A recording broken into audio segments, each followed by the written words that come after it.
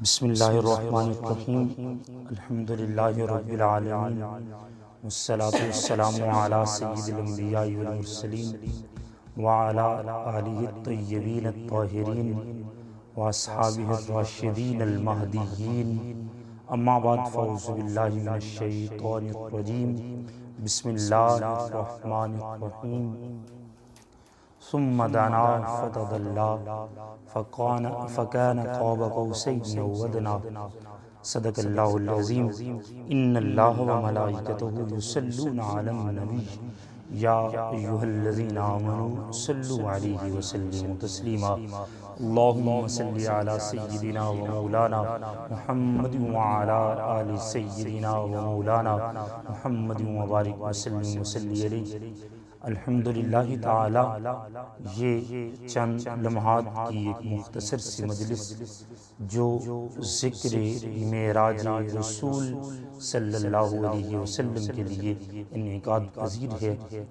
عوابضی وقار امت مسلمہ میں دو گروہ پائے جاتے ہیں اس واقعہ معراج کے حوالے سے۔ ایک طبقہ جو حضور علیہ السلام کی معراج کو جسمانی معراج تسلیم کرتا ہے، اور دوسرا طبقہ وہ یہ کہتا ہے کہ حضور علیہ السلام کو یا تو روحانی معراج ہوئی تھی یا نبی پاک صلی اللہ علیہ وسلم نے فقط جناب جبرائیل امی کو دیکھا۔ یہ دونوں گروہ آج کے نہیں بلکہ عہد صحابہ کے ہیں۔ صحابہ کرام کے دور میں بھی یہ اختلاف تھا۔ حضرت عائشہ صدیقہ رضی اللہ تعالیٰ عنہ کا موقف یہ تھا کہ اللہ کی ذات کو جسمانی آنکھوں سے نہیں دیکھا جا سکتا۔ اس میں پھر علماء کرام نے جو تطبیق کی ہے وہ کہتے ہیں کہ آقا صلی اللہ علیہ وسلم کو ایک سے زائد بار معراج ہوا۔ امام غزالی نے ایک جگہ پہ لکھا ہے کہ 27 یا اس سے بھی زائد بار حضور علیہ السلام کو معراج ہوا۔ ایک معراج جسمانی تھا، بقیہ تمام معراج آقا صلی اللہ علیہ وسلم کے روحانی معراج تھے۔ روحانی معراج کی کیفیت انہوں نے بخاری شریف کی حدیث پاک بڑی معروف ہے جس میں حضرت عائشہ صدیقہ رضی اللہ تعالیٰ عنہ فرماتی ہیں کہ میں جب آقا صلی اللہ علیہ وسلم کو اپنے حجرے میں موجود نہ دیکھتی تو میں نے چاہا کہ حضور علیہ السلام کو تلاشا جائے کہ رات میں کہاں تشریف لے کر گئے۔ گھر میں دیکھا، باقی ازواج کے حجرے میں دیکھا تو آپ کسی حجرے میں موجود نہیں تھے۔ میں چلتے چلتے جنت البقیع میں حضور علیہ السلام کو تلاش کرتے ہوئے پہنچی۔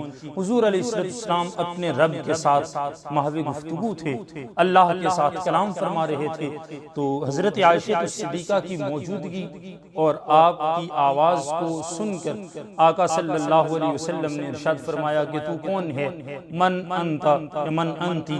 تو حضرت عائشہ صدیقہ رضی اللہ تعالیٰ عنہ آپ نے جواباً ارشاد فرمایا کہ میں عائشہ ہوں، انا عائشہ یا رسول اللہ۔ آقا صلی اللہ علیہ وسلم نے ارشاد فرمایا عائشہ کون؟ تو حضرت عائشہ صدیقہ عرض کرتی ہیں کہ میں عائشہ ابو بکر صدیق کی بیٹی ہوں۔ آپ صلی اللہ علیہ وسلم نے ارشاد فرمایا کہ ابو بکر صدیق کون؟ تو آقا صلی اللہ علیہ وسلم کے اس سوال پر حضرت عائشہ فرماتی ہیں کہ جو ابو قحافہ کی بیٹی ہیں، اب جرت نہیں ہو رہی کہ یہ کہہ سکوں کہ میں آپ کی زوجہ ہوں۔ حضور علیہ السلام اپنے رب کے ساتھ اس حد تک مستغرق تھے، اللہ کے ساتھ محو کلام تھے کہ آپ ساری کائنات سے اس وقت بے نیاز تھے۔ تو یہ کیفیت امام غزالی رحمہ اللہ تعالی علیہ اور دیگر ائمہ و محدثین نے، امام یوسف نبہانی نے یہ کیفیت معراج کی لکھی ہے، اور یہ معراج معراج روحانی ہے۔ وہ فرماتی ہیں کہ اس طرح کی معراج 27 یا 33 بار اور ایک معراج جسمانی ہے۔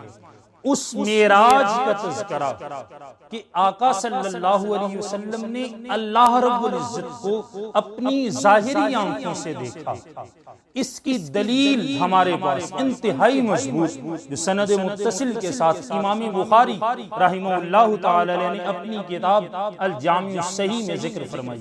کتاب التوحید ہے، 7079 اس کا نمبر ہے۔ امام بخاری حضرت انس بن مالک رضی اللہ تعالیٰ عنہ سے حدیث لاتے ہیں کہ نبی پاک صلی اللہ علیہ وسلم نے شب معراج دن الجبار رب العزہ، انہوں نے کس کو دیکھا؟ جو جبار صفت کا مالک رب العزہ ہے۔ یہ مکمل حدیث پاک آپ کسی دن بیٹھ کے پڑھیے گا، حضور علیہ السلام کی معراج کا مکمل بیان کتاب التوحید ہے، امام بخاری نے بخاری شریف کے اندر اس حدیث پاک کو ذکر کیا ہے۔ تو حضور علیہ السلام کی ایک معراج جسمانی ہے جس کا ذکر امام بخاری نے حضرت انس بن مالک اور باقی کئی کتابوں کے اندر یہ حدیث پاک، مسلم شریف کے اندر بھی یہ حدیث پاک موجود ہے۔ امام بخاری نے بھی لکھا، امام مسلم نے بھی لکھا، بخاری و مسلم دونوں کے اندر یہ صحیحین میں یہ حدیث آئی ہے کہ نبی پاک صلی اللہ علیہ وسلم نے اپنی ظاہری آنکھوں سے اللہ رب العزت کو دیکھا ہے۔ اور دوسری معراج جس کو محدثین نے، امام بخاری نے اس کو بھی بیان کیا، وہ کیا تھی کہ حضور علیہ السلام اپنے رب کے ساتھ اس حد تک مستغرق ہوتے، محو گفتگو ہوتے، محو کلام ہوتے، اپنے رب کے جلووں میں اتنے کھوئے ہوتے کہ پھر کائنات کی فکر نہ ہوتی، کائنات کی خبر نہ ہوتی، آپ کائنات سے بے نیاز ہوتے۔ معراج ہمیں پیغام کیا دیتی ہے؟ یہ بڑا پیارا سا، ہمیں خود ساروں کو یہ اندازہ ہونا چاہیے کہ معراج ہمیں یہ پیغام دیتی ہے کہ اللہ کی راہ میں، تبلیغ دین میں، اشاعت دین میں جتنی تکالیف، جتنے مسائل، جو کچھ بھی ہمارے حصے میں آتا ہے، اللہ اس پر ہمارے مرتبے میں علو پیدا فرماتا ہے۔ حضور علیہ السلام نے جب زمانے کی سختیاں اور تکالیف جھیلی تو سلے کے طور پر اللہ نے اپنی ذات کا جلوہ عطا کیا۔